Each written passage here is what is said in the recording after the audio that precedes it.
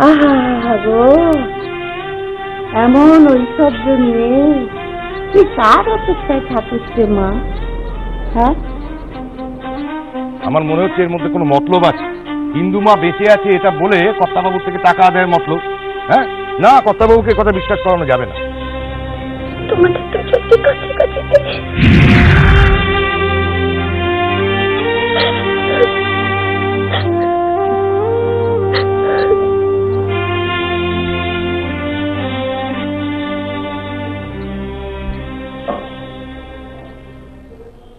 আমাকে ডাকছিলেন না?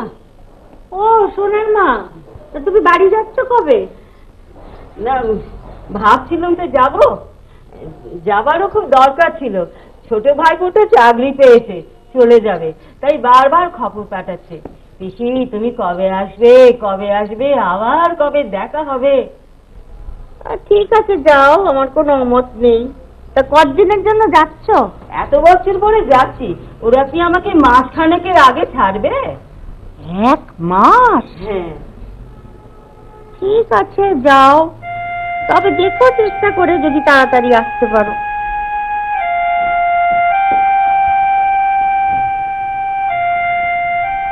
কি হলো, আর কিছু বলবে? না, ভাবছিলাম কি যে আপনাদের খুব অসুবিধা হবে 1 মাস। না না, কোনো অসুবিধে হবে না। কুমুদিনী আছে না, ও সব কিছু সামলে নেবে। আর তাছাড়া বৌমা ওর হাতে হাতে একটু জোগাড় টোগাড় করে দেবে। হ্যাঁ হ্যাঁ মা, আমি কুমুর হাতে হাতে জোগাড় করে নেবো। তুমি কিচ্ছু চিন্তা করো না বামন পিসি, সব ঠিক থাকবে এখানে। তুমি যাও, ঘুরে এসো। বলছো? হ্যাঁ গো বলছি, যাও। তাহলে যাই। হ্যাঁ এসো, গোছ গাছ করে নাও, কাল সকালেই যাবে তো। এসো মা। কি হলো, দাঁড়িয়ে রইলে কেন? না থাক, যাবো না। দেখো কেন? না, এখানে খুব অসুবিধা হবে। কুমুদিনী ভদ্রলোকের মেয়ে, এত সব কাজ ও একা কি করে পারবে? ও বেশ নেই, তাছাড়া সবে কাজে লেগেছে, এবারে দোস্তের বুঝতে তো সময় লাগবে। বামন পিসি ওকে এ বাড়ির কাজকর্ম দোস্ত সব শিখিয়ে দেবো, তুমি একদম চিন্তা করো না, নিশ্চিন্ত মনে যাও। তাহলে আমি সত্যি কথাটা বলেই ফেলি মা। কি কথা? না, বাড়ি যেতে ভরসা পাচ্ছি না। কেন? আমি বাড়ি গেলে আপনারা যদি আমাকে আর না রাখেন, আমার এত বছরের কাজ, রান্না ভালোই করি আর মন্দ, আপনারা যদি আমাকে তাড়িয়ে দেন, ভাইপোরা তো আমাকে বসে বসে খাওয়াবে না। দেখো, সত্যি কথাটা বলে ফেলাই ভালো। হ্যাঁ, দুজন লোককে তো পোষা সম্ভব নয়। খাওয়া পড়া, তাদের অসুখ বিসুখ, 7-17 তো লেগেই থাকবে। দুজনের খরচ জোগাবে কে? নয় আপনাকে দিবা, আমাকে তাড়িয়ে দেবেন না। এই বয়সে আমি কোথায় কাজ পাবো বলুন, খাবো কি?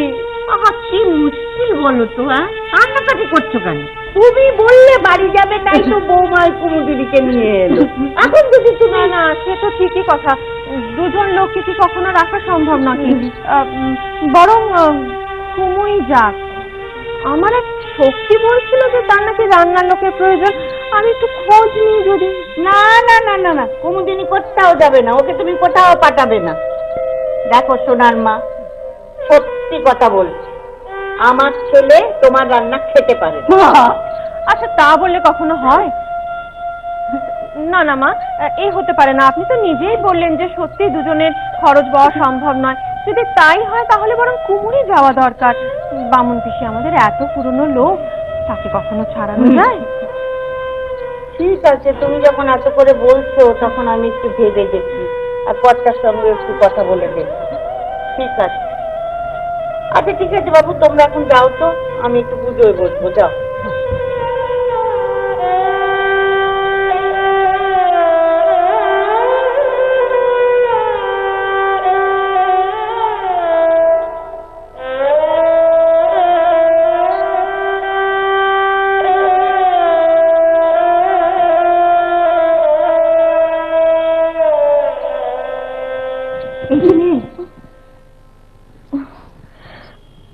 পড়ে পড়ে ঘুমোচ্ছ যে বড়, তোমার চাকরিটা বুঝে এবার গেল। কি হয়েছে?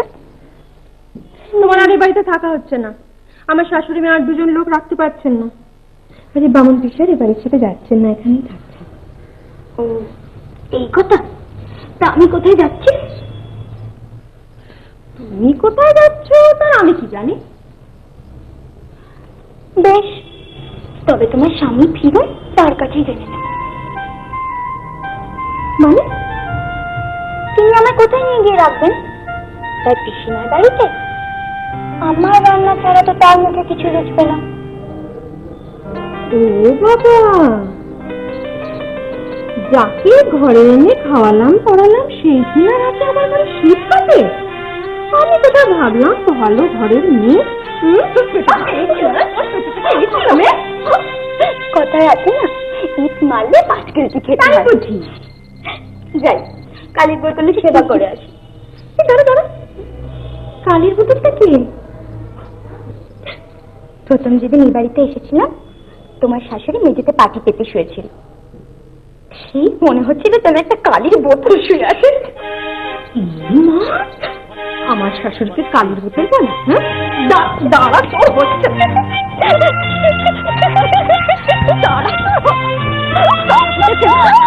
খুব কথা ফুটেছে।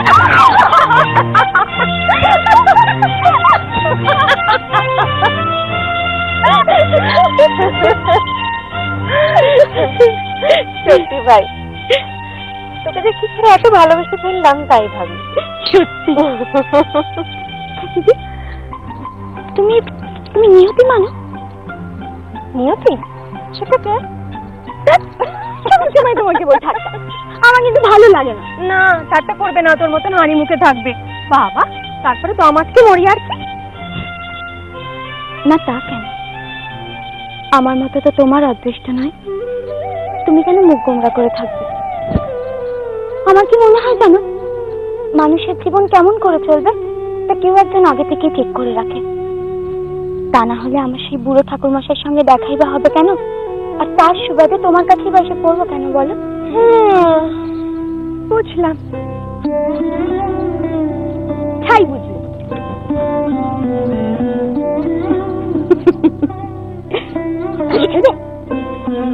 তুই তাস খেলতে জানিস? আমার বাবা আমাকে আর আমার বোন কামিনী কখনো কোনো কিছু নিয়ে বারণ করতেন না। আমরা কি করব না করব তাই নিয়ে। আমি তো ঘোড়াও চড়তে শিখেছি। বাহ, তবে এবার দেবী চৌধুরানীর মতন ঘোড়ায় চেপে ডাকাতি করতে যাও। সেই সৌভাগ্য হলে কি আর নিজেই কি চুপ করে থাকলি কেন বল? পরে বলবো। আচ্ছা, কৃষ্ণদাস বাবুরা তীর্থে গেছেন? না রে, দেশে ফিরে গেছে।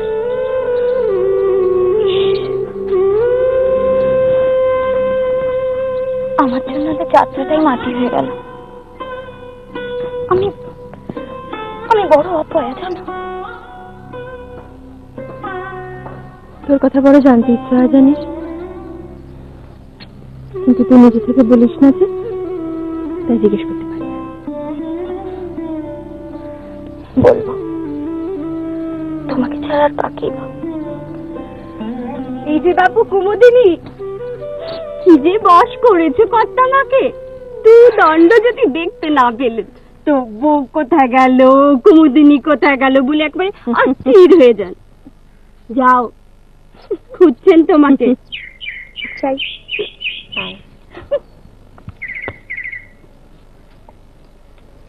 আচ্ছা বৌমনি, তুমি তো এই মেয়ে মানুষটার কিছু জানো না গো, তবে যে তোকে এমন আপন করে নিয়েছো সেটা কি ঠিক হচ্ছে? তোর বুদ্ধি হয়েছে না রে হারামি? হ্যাঁ, এখন থেকে আমি কি করবো না করবো সেটা তোর পরামর্শ নিয়ে করবো। একবারই একদম এসব কথা বলতে আসবি না, আর কোনোদিন যদি এসব কথা বলেছিস তাহলে জেনে রাখিস সেদিন সেদিন কিন্তু তোর কপালে দুঃখ আছে। এই দেখো, তুমি আমি তো ভেবে বলিনি গো, তুমি তো চোর চোর ভেবে বলবি। এবার থেকে না ভেবে কথা বলবি না, ভেবে বলবি। কানে ঢুকেছে?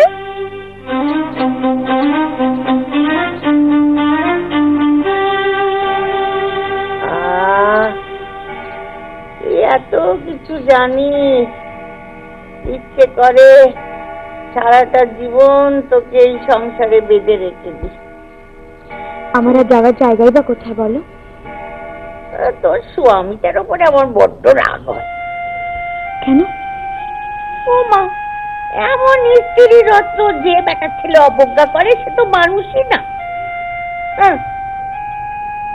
তা হ্যাঁ রে, তোর স্বামীর কি চরিত্রের দোষ টোষ আছে না? জানি জানি, ওসব না থাকলে কি কোনো ঘরের বউ ঘরের বাইরে আছে? তা বাবু, ওই বৌমার মাসি তোমার সম্পর্কে 2-4 কথা বলছিল, আমিও সব কানে তুলিনি। আমি তো জানি যত নষ্টের গোড়া হই ডাকা ছেলেগুলো, কিন্তু সব দোষ মেয়ে ছেলেদের। তা তুই কিছু ভাবিস না মা, ভাবিস না। আমি বেঁচে থাকতে থাকতে তোর আবার বিয়ে দিয়ে যাব। কেন রে, এখনো ওই হতভাগাটার প্রতি তোর এতটা? শোন মা, তোর বয়সটা ভালো নয়, এই বয়সটা আমারও একদিন ছিল। আমি জানি এই বয়সের সমস্ত মেয়েগুলো কি কি চায়, কি কি হয় তাদের, এসব আমি জানি রে। আমার যদি আর একটা ছেলে থাকতো, তাহলে তার সঙ্গে তোর বিয়ে দিয়ে আমি আমার কাছে তোকে রেখে দিতাম। আমি হিন্দু ঘরের মেয়ে মা, স্বামী বর্তমান থাকতে কি আমি আরেকটা বিয়ে করতে পারি? তাছাড়া আমার বাপ মা আছেন, তারা কি ভাববেন বলো? সমাজে তাদের মতো হেট হবে না? বাবা, এখনো তুই তোর বাপ মায়ের কথা এত ভাবিস? তাদের কাছে যাস না কেন? না মা, আমি আর কখনো তাদের কাছে ফিরতে পারবো না। কেন? কিসের জন্য পারবি না? দোহাই তোমার মা, এইসব কথা আমাকে জিজ্ঞেস করো না, আমি বলতে পারবো না। আচ্ছা বেশ, বলতে হবে না। তবে তুই আমার কথা দে, তুই ফের বিয়ে করবি? না, আমি আর বিয়ে করবো না মা। আমি তো বলছি আমি সারা জীবন তোমার কাছে থাকবো। সত্যি? হ্যাঁ, তুই আমার কাছে থাকবি? হ্যাঁ, সত্যি বলছি। সারা জীবন ধরে আমার কাছে থাকবি? সারা জীবন। ও মা, এটা একেবারে সন্ধে হয়ে গেল মা। ও মা, আমার মাথার একটু পাখা তুলে দে না মা, দে না। দেখ না, এখানে কিটকিট করছে, তুলে দে। কই দেখি? ওই দেখ।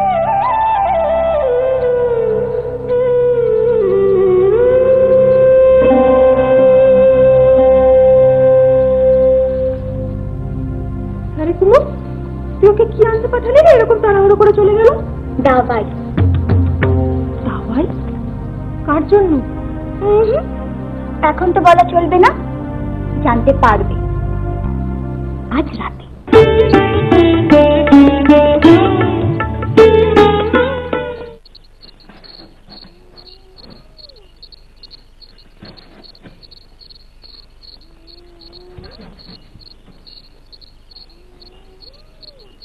উঠে পড় কুমু, তোকে আর করতে হবে না, এবার আমি করছি। কাজের সময় বিরক্ত করা কিন্তু আমার একদম ভালো লাগে না। বাবা, বড় কাজ দেখার চেষ্টা করো। এসব কাজ তোকে কে দিয়েছে শুনি? হ্যাঁ, মানে কাজ দিয়েছি বলে কি যখন তখন আমাকে অপমান করবে নাকি? তবে রইল তোমার কাজ। ফোঁস করে ওঠে মহারানী রায়বাকি।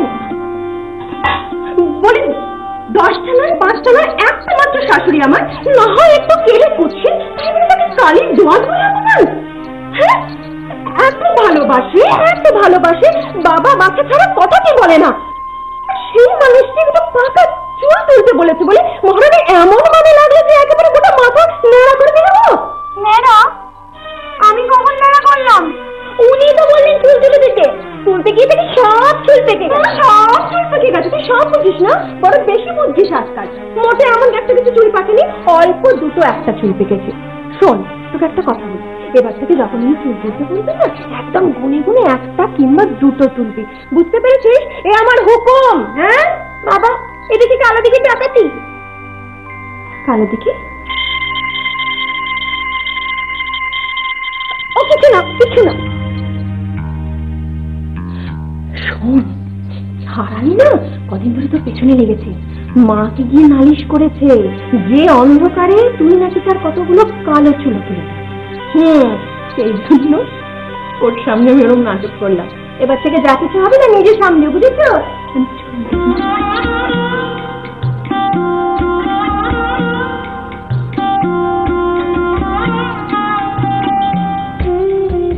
আমাকে দেখেছো? কি হয়েছে বলতো তোর? যে মানুষ আগে সব সময় হাসতো তার মুখে হাসি নেই কেন? দিদি, আমি কিন্তু তোমার সত্যি কথা বলছি, আমি তোমার কোনো ক্ষতি করতে চাইনি। আর বৌমনি ধরেই নিয়েছে যে আমি তোমার পেছনে লেগেছি। তোর বৌমনি আমাকে একটু বেশি ভালোবাসেন তো, তাই আমার সম্বন্ধে একটু বেশি মাথা ঘামান। আমি কি তোকে কখনো কিছু বলেছি বল? আমার একটা কাজ করে দিবি হারানি? বলো না, বলো। আমি তো এখানকার পদঘাট তেমন চিনি না, তুই দোকান থেকে আমাকে এই ওষুধটা এনে দিবি ভাই। ওষুধ? কেন? কে খাবে? তুমি? কেন? তোমার কি হয়েছে? হ্যাঁ, হয়েছে কিছু একটা। মা গো, তো বৌমনিকে বলনি? এবারে কারো রোগ হলে তো সবাই কবরেজকে ডাকে, ওষুধ তো কেউ খায় না। তাই বুঝি, কিন্তু আমাকে যে ওষুধটা খেতেই হবে ভাই, নইলে তো রোগ সারবে না। তবে তো আনতেই হবে। এবং কাউকে কিচ্ছু দিবা না, চলবে না। সে তুমি কিচ্ছু দেবনি, কেউ কিচ্ছু দিতে পাবে না। কখন আনতে হবে? কখন? কি এক্ষুনি? বললাম না খুব দরকার। ও হ্যাঁ, বললে তো, বললে। আমি এক্ষুনি যাচ্ছি। হ্যাঁ, আমি এক্ষুনি যাচ্ছি। বাবা, এত হুড়োহুড়ি করে কোথাও চলে হারানি? বৌমনি, তুমি এখন আমার পেছু দেখো না, আমার খুব দরকার, খুব দরকার গো। আমাকে এক্ষুনি আনতে হবে, খুব দরকার আমার। আরে কুমুর, তুই ওকে কি আনতে পাঠালি না এরকম তাড়াহুড়ো করে চলে গেল? দাওয়াই। দাওয়াই? কার জন্য? এখন তো বলা চলবে না, জানতে পারবে আজ রাতে।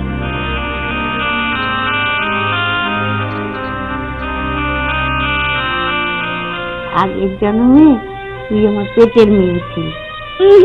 তুমি আমার মেয়ে ছিলে।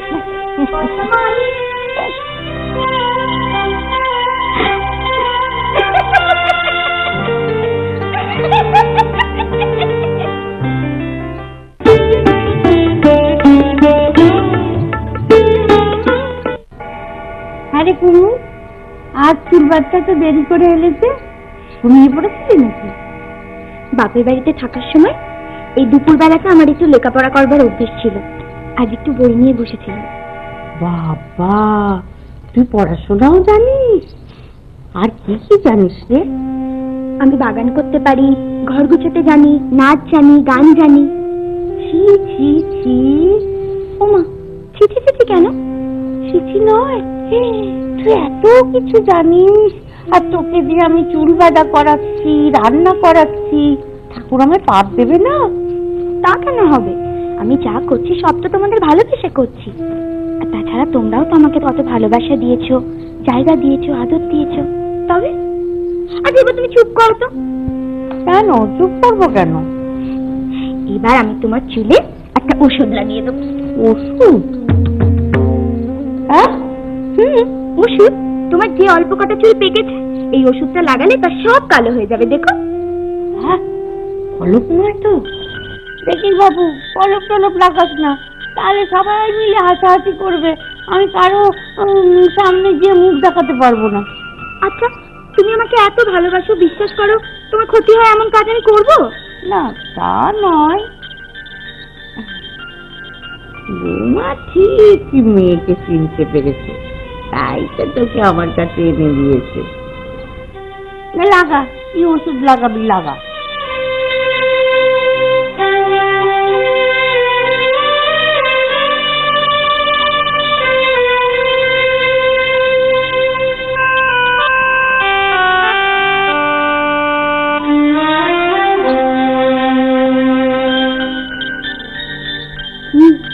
পছন্দ হয়েছে?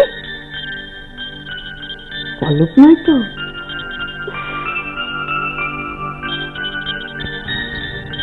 বয়সকালে আমাকে দেখতে এরকমই ছিল, ভুলে গেছিলাম। আবার তুই মনে করিয়ে দিলি। আগের জন্মে তুই আমার পেটের মেয়ে ছিলি। তুমি আমার মেয়ে ছিলে।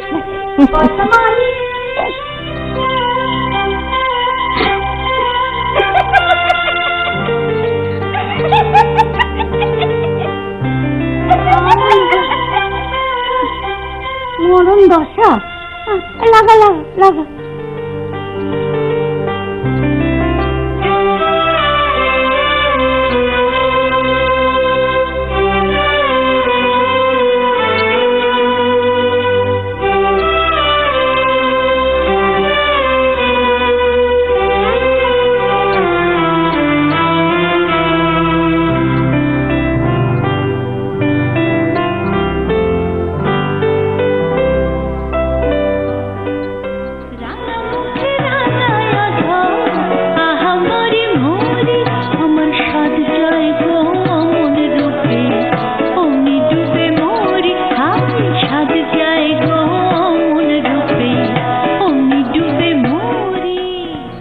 রমনবাবু, আপনি তো শুধু উকিল নন, আপনি আমার বন্ধু।